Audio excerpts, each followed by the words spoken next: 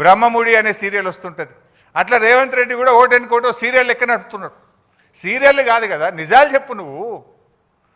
ఇవి మొత్తంగా చూస్తే రైతుల ప్రయోజనాలు ఫనంగా పెట్టి కేవలం కేసీఆర్ గారిని వ్యక్తిగతంగా ఆయనను ఇబ్బంది పెట్టాలి, కేసీఆర్ గారిని హింసించాలనేటువంటి ధోరణే తప్ప రైతులకు న్యాయం చేయాలనో ప్రజలకు మేలు చేయాలనేటువంటి చిత్తశుద్ధి ఈ ప్రభుత్వానికి లేకపోయింది. ఎందుకంటే మనం స్పష్టంగా అర్థమవుతుంది, ఇవాళ కాళేశ్వరం ద్వారా నీళ్ళు ఇచ్చే అవకాశం ఉంది. రాష్ట్రంలో వర్షాలు పడక కరువు పరిస్థితులు ఉన్నాయి, పంటలు ఎండిపోతూ ఉన్నాయి. నిన్న మా బీఆర్ఎస్ నాయకులు కన్నెపల్లి పంప్ హౌస్ మోటార్లు ఆన్ చేయండి అని అక్కడికి వెళ్ళారు. మోటార్లు ఆన్ చేసే అవకాశం ఉంది, నీళ్ళు ఇచ్చే అవకాశం ఉన్నా కూడా ఈరోజు కావాలనే రేవంత్ రెడ్డి గారు ఈరోజు నీళ్ళు ఇవ్వకుండా రైతుల్ని ఇబ్బంది పెడుతున్నటువంటి పరిస్థితి ఉంది. మీరు చూస్తే తమ్మిడిహట్టి అని నేను చెప్పే ప్రయత్నం చేసిండ్రు. మరి 7 ఏళ్ళు మీరే అధికారంలో ఉన్నారు కదా, 2007 నుంచి 2014 దాకా కాంగ్రెస్ ప్రభుత్వమే అధికారంలో ఉంది కదా, తమ్మిడిహట్టి దగ్గర దమ్మిడి పని కూడా ఎందుకు చేయలేదు?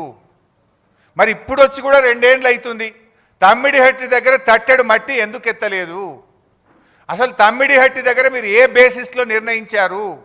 తమ్మిడిహట్టి దగ్గర నీటి లభ్యత లేదు, తమ్మిడిహట్టి దగ్గర వైల్డ్ లైఫ్ చాప్రాల్ అనే వైల్డ్ లైఫ్ ఉంది, శాంచురీ ఉంది, తమ్మిడిహట్టి దగ్గర మహారాష్ట్ర ఒప్పుకోవడం లేదు. మరి ఏ బేసిస్లా? It is a criminal negligence. మీరు ఇవాళ మమ్మల్ని మేడిగడ్డ దగ్గర ఎట్లా పెట్టారన్నారు, మేము పెట్టడానికి ఒక బేసిస్ ఉంది, మేము పెట్టడానికి ఒక నివేదిక ఉన్నది. అసలు మీరు తమ్మిడిహట్టి దగ్గర ఎట్లా పెట్టిండ్రు అని నేను అడుగుతా ఉన్నా. ఎన్ని పచ్చి అబద్ధాలు మాట్లాడతారంటే ఈ కాంగ్రెస్ నాయకులు, నాటి నుంచి నేటి వరకు అదే గోబల్స్ ప్రచారం. ఆనాడు మేము మహారాష్ట్రతో కేసీఆర్ గారు ఒక చారిత్రాత్మక ఒప్పందం చేశారు. అటు మేడిగడ్డకు, ఇటు వార్ధా మీద, అటు చెనాకా కొరాటాకు ఒకేసారి 3 అగ్రిమెంట్లు చేసినారు. అంటే ఇచ్చిపుచ్చుకునే ధోరణితో మహారాష్ట్రను ఒప్పించి మెప్పించి 3 అగ్రిమెంట్లు చేశారు. ఆనాడు ఉత్తమ్ కుమార్ రెడ్డి మాట్లాడతాడు, ఏమని మాట్లాడిందంటే, లేలే మేము ఆల్రెడీ 152 మీటర్లకు అగ్రిమెంట్ చేసినాం, నువ్వు ఎట్ట తగ్గించినవు అన్నాడు. ఆనాడు ఎయిర్పోర్ట్లో కేసీఆర్ గారు మాట్లాడారు, ఉత్తమ్ కుమార్ రెడ్డి నువ్వు 152 మీటర్లకు అగ్రిమెంట్ చేసుంటే ఇంకా గంట సేపు నేను ఇన్నే ఉంటా, నువ్వు రా, ఆ అగ్రిమెంట్ నాకు చూపి నేను ఇక్కడ నుంచి రాజ్ భవన్కు పోయి రాజీనామా చేస్తాను. ఆ రోజు కేసీఆర్ గారు సవాల్ చేశారు. ఇది నేను నోటి మాట చెప్తలే, నా వీడియో కూడా మీరు చూడండి కావాలంటే. ఆనాడు కేసీఆర్ గారు బేగంపేట ఎయిర్పోర్ట్లో ఆనాటి ఉత్తమ్ కుమార్ రెడ్డి ఫేక్ మాటలకు, గోబల్స్ మాటలకు ఏ రకంగా సవాల్ విసిరినారో ఒక్కసారి చూద్దాం.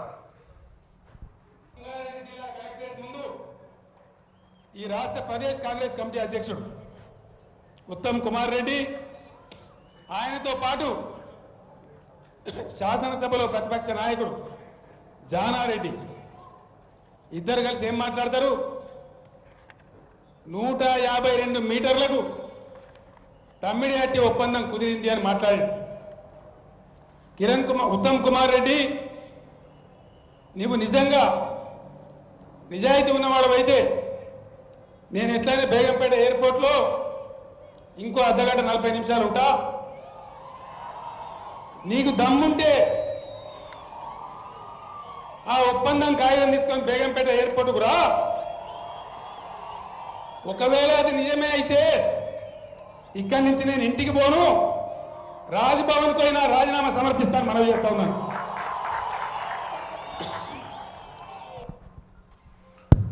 ఆ రోజు 152 మీటర్లకు అగ్రిమెంట్ ఉందని ఆనాటి పిసిసి అధ్యక్షుడు ఉత్తమ్ కుమార్ రెడ్డి మాట్లాడిండు. ఉన్నదా మరి అగ్రిమెంట్? ఈ రోజు వరకు, ఆ రోజు కేసీఆర్ గారు ఓపెన్ ఛాలెంజ్ చేసిండ్రు, ఇయ్యాలటి వరకు కూడా చేయలే.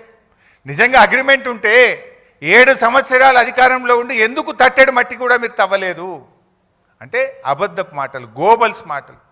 ఆనాడు కేసీఆర్ గారు మంచి పని చేస్తుంటే దాని మీద ఏదో అమృత భాండాగారంలో విషపు చుక్క వేసినట్టు, ఒక మంచి పని జరుగుతుంటే దాన్ని ఒక అబద్ధాలు చెప్పి అనుమానాలు కల్పించేటువంటి ప్రయత్నాన్ని సృష్టించారు.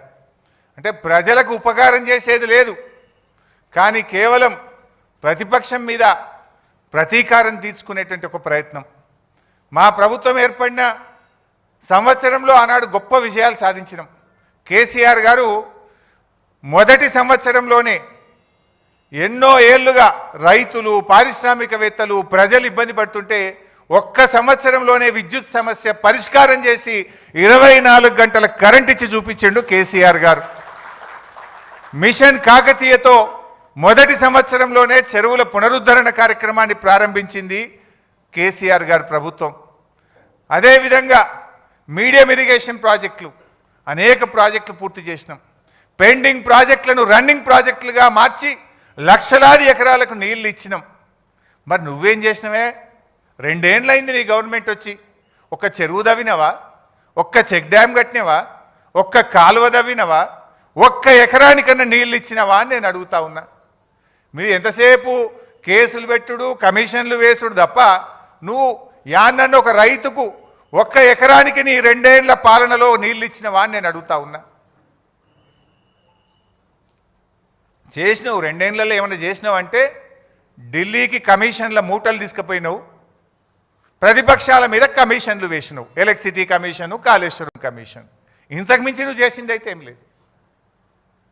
ఇవాళ ఎంతసేపు శ్వేతపత్రాల నుంచి కమిషన్ రిపోర్ట్ల దాకా బద్నాం చేసే కుట్ర తప్ప అసలు జరిగింది అయితే ఏం లేదు.